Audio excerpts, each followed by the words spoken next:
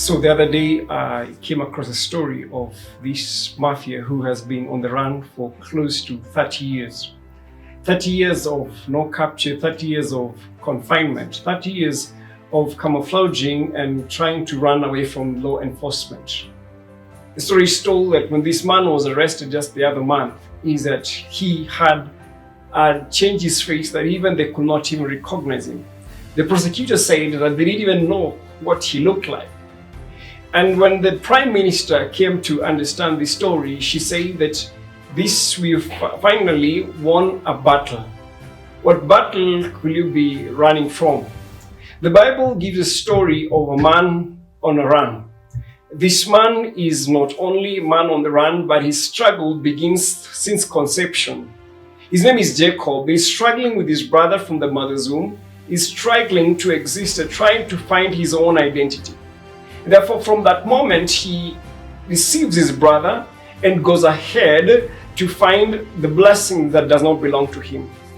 From that, how does this happen? He comes and meets the father and pretends to be his brother. Therefore, from that moment, this man will be a man on the run.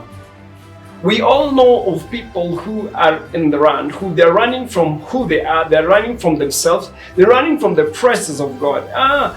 Maybe I can bring this close to your attention that in the book of Genesis 3 verse 9, we find Adam, who God is searching for him. Again, he's on the run. Therefore, he has sinned and tried to hide from the presence of God. The Bible continues to speak of this narrative of Jacob, who runs away from himself. He's running to protect himself and to receive the blessings of his brother. His mother actually proposed that he runs to Haran, where his uncle is by the name Laban. What do you do when you know that the struggle you have is within yourself? Jacob runs to find a place where he can hide. Jacob runs to find a new identity. Jacob runs to find a new family. He runs and gets a new family and blessings. Is it possible that we've been running and accumulated things that do not belong to us? That is the painful thing about running and trying to hide from where we ought to be. We encounter battles within ourselves. We encounter battles that probably are inherited from our parents. We encounter battles that make us feel uncomfortable to associate. We encounter battles that may have us change our image. Battles that can make us forget who we are or whose we are. Therefore, this story of Jacob and Esau is really interesting, because what will happen is he will run to hide, but still himself he'll be deceived in a foreign place. He'll be deceived to get a wife who does not belong to him. He'll be deceived to try and replace that which is not his. Beloved of God, maybe we are in the same space where we are struggling to find an identity and we are running. We could be on the run because of a joblessness. We could be on the run because of association of trying to identify in a group that we don't exist in. This statement by the Prime Minister caught my attention. He said, our fundamental battle has been won. They won a battle trying to pursue someone who committed a crime over 30 years.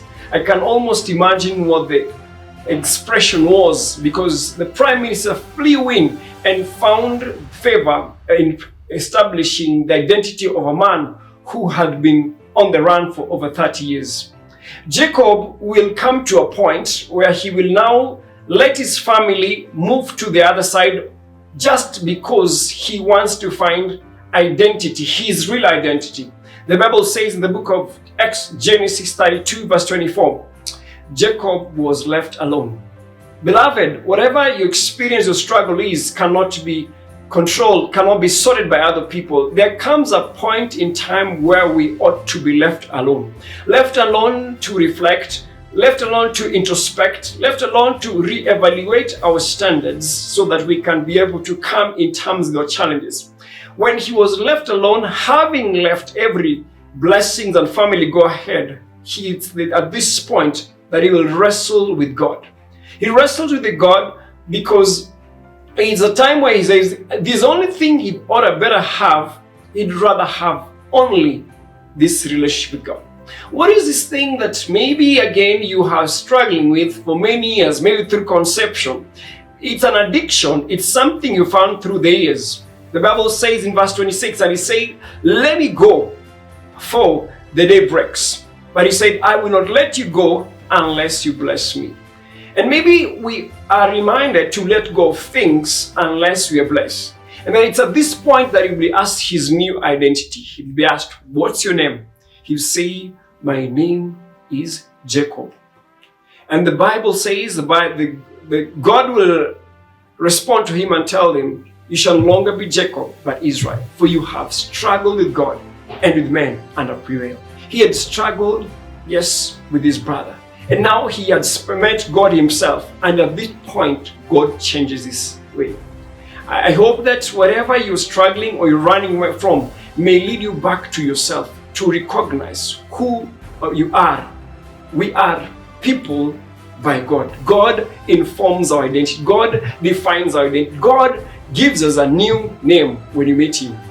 Is it possible that we've been running from God himself? I want to challenge someone today to still have hope that you can find identity in God himself. May God bless us.